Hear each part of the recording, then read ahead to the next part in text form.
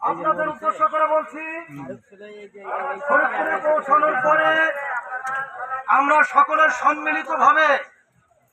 মিছিলের মাধ্যমে আমরা সমাবেশে একত্রিত হব ইনশাআল্লাহ। সম্মানিত আলফাডাঙ্গা উপজেলার বিপ্লবী জনতা, সম্মানিত আলফাডাঙ্গা উপজেলার বিপ্লবী জনতা, আপনাদের উদ্দেশ্য করে বলছি, ফরিদপুরে পৌঁছার পরে আমরা সকলে একত্রিত হয়ে